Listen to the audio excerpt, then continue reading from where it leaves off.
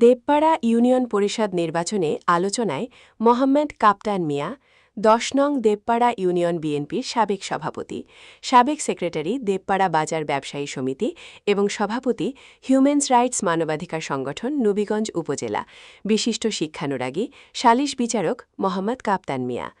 জনগণের সমর্থন ও ভালোবাসা নিয়ে জনগণকে সাথে নিয়েই আগামীতে চেয়ারম্যান প্রার্থী হওয়ার ঘোষণা। সবাইকে সঙ্গে নিয়ে উন্নয়নের পথে একসঙ্গে এগিয়ে যান। ১০ নং দেবপাড়া ইউনিয়নে তাদের আস্থা ও ভালোবাসায় তিনি সর্বোচ্চ আন্তরিকতা ও নিষ্ঠার সঙ্গে কাজ করতে চান। ইউনিয়নের সর্বস্তরের মানুষের ভালোবাসা ও সমর্থনই তার সবচেয়ে বড় শক্তি। এলাকার উন্নয়নমূলক কর্মকাণ্ডে সক্রিয় ভূমিকা রাখতে তিনি বলেন, জনগণের সেবা করাই আমার মূল লক্ষ্য। জনগণ আমাকে দায়িত্ব দিলে স্বচ্ছ, জবাবদিহিমূলক ও উন্নয়নমুখী ইউনিয়ন পরিষদ গড়ে তুলতে কাজ করব। ন্যায় বিচার প্রতিষ্ঠা ও গরিব, দুঃখী, মেহনতি মানুষের ন্যায্য বিচার নিশ্চিত করতে তিনি বলেন, সম্মানিত এলাকাবাসী, আমার কোনো সময় আমি মেম্বার হব কিংবা চেয়ারম্যান হব বা এই সেই কোনো পদ পদবীর কোনো লাইত আমি ছিলাম না। কিন্তু এবারের যে নির্বাচন সামনে আসতেছে, দেখলাম যে আমাদের ১০ নং দেবপাড়া ইউনিয়নের মধ্যে সিনিয়র যে নেতৃবৃন্দ ছিলেন, আমাদের সম্মানিত ব্যক্তিরা, তারা কিন্তু সবাই অবগত প্রকাশ করছেন। আমি তাদের সাথে জিজ্ঞাসা করছি যে আপনারা যদি আসেন তাহলে আমি নেই।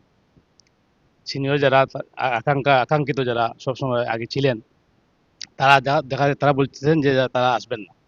এই হিসাবে আমি আমি প্রসিড হয়েছি, এগ্রেসিভ হয়েছি যে এলাকার মধ্যে আমি সেবা করতাম। আর এমনি মোটামুটি আমার এলাকার মধ্যে যারা আমার চিনে, আশা করি আমার ১০ নং দেবপাড়া ইউনিয়নের মধ্যে সবাই বেশিরভাগ মানুষ আমার চিনে। যারা চিনে সবাই জানে কিন্তু আমি একজন সেবক। আমি কোনো ব্যবসা বাণিজ্যে অ্যাক্টিভ নাই। সমাজসেবা, বর্তমানে তো সমাজসেবা আমি বেশিরভাগ নিয়োজিত। আমার গ্রামের সেবা, বাজারের সেবা, মসজিদের সেবা, এই ঈদগার সেবা, এলাকার সেবা সবসময় নিয়োজিত আমি আছি। যাই হোক, আমার যে লক্ষ্য উদ্দেশ্য, আমি একটা ইদানিং একটা লিফলেট, হ্যান্ডিং একটা লিফলেট ছাড়ছি। এটা আমার হয়, আশা করি সবাই ইউনিয়নবাসী পাইছেন। আমার লক্ষ্য উদ্দেশ্য আমি লিফলেটের মধ্যে প্রচার করছি। আমি আশা করব না অতীতে যত চেয়ারম্যান মহোদয়গণ আমাদের ইউনিয়নের সেবা করে গেছেন, তাদের চেয়ে একটু বেশি করার চেষ্টা করবো, এটা আমার আকাঙ্ক্ষা। সর্বশেষ আকাঙ্ক্ষা হলো আমি তাদের চেয়ে বেশি বেশি একটু কিছু করার। আর আমার একটা কথা আছে, পরিচিত ব্রাহ্মণের পৈতার প্রয়োজন নাই। এটা একটা শ্লোক হিন্দু শাস্ত্রে।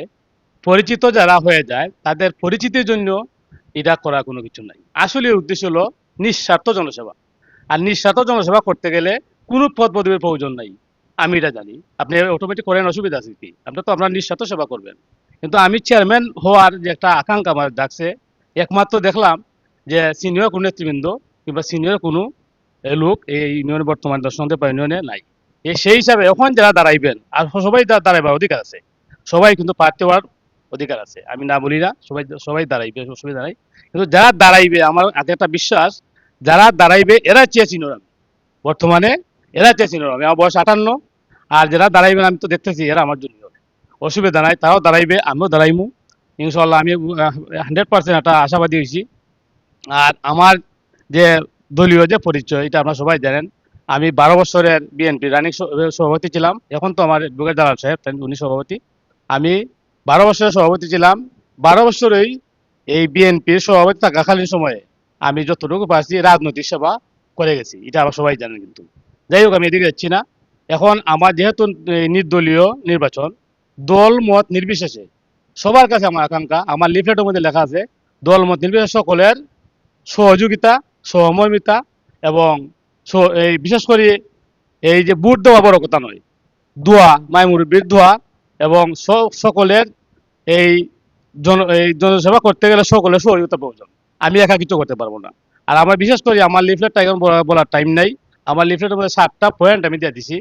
আশা করি লিফলেটটা পাই, ছোট মোটো একটা লিফলেট আছে আমার।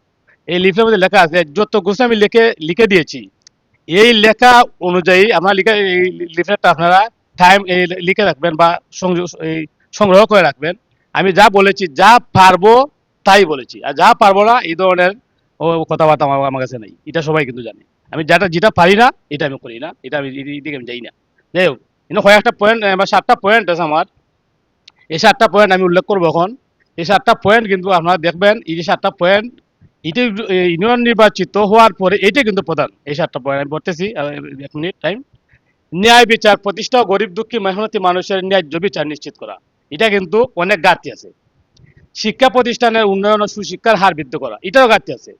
অসহায়, প্রতিবন্ধী, বিধবা, বয়স্কদের অধিকার আদায়ে সুষ্ঠুভাবে বন্টন নীতি পরিচালনা করা, এটাও কিন্তু অনেক ঘাটতি আছে। আত্মীয়করণ, দলীয়করণ ও স্বজনপ্রীতি, এই যে 3টা কথা, এইটাই কিন্তু আমাদের দেশ চাইল। আত্মীয়করণ, দলীয়করণ, স্বজনপ্রীতি দূরীভূত করে সমানভাবে গরিব দুঃখী মেহনতি মানুষের হক আদায় করা। আরেকটা কথা হইল মদ, গাঁজা, ইয়াবা সহ সব ধরনের মাদক ব্যবসার বিরুদ্ধে কঠোর ব্যবস্থা করা, এটা কিন্তু আমি আমার প্রধান প্রধান টার্গেট থাকবো এটা।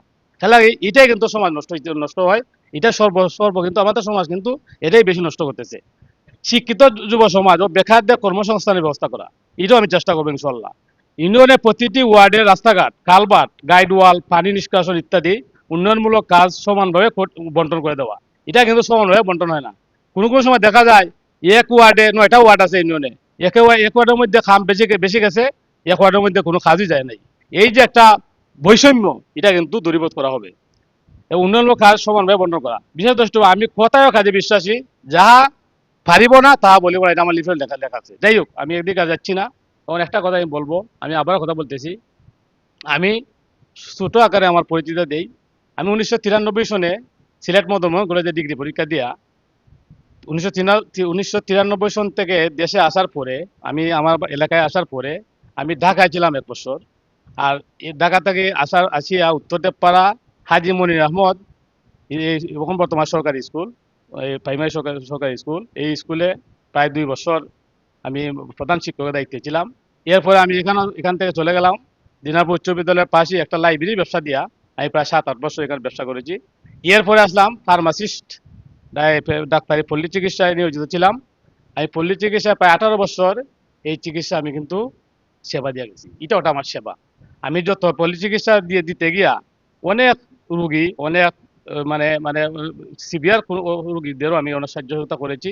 আমার এটার মধ্যে এখন বর্তমানে আমি সমাজ সেবা এমনভাবে নিয়োজিত হয়েছি, আমি কিন্তু ওই ফার্মেসিতে বসারই সময় আমি পাই না। এই জন্য আমি বর্তমানে ফার্মেসিটা আমি বেশি চালাইতে পারতেছি না, এটা আমার প্রায় বিলুপ্তের পথে। যাই হোক, আমার টার্গেট এখন জনসেবা এবং সমাজ সেবা আমি অতীতও করেছি, এখনো করতেছি ইনশাল্লাহ।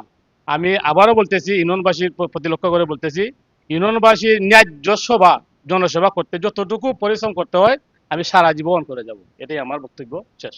ধন্যবাদ সবাইকে।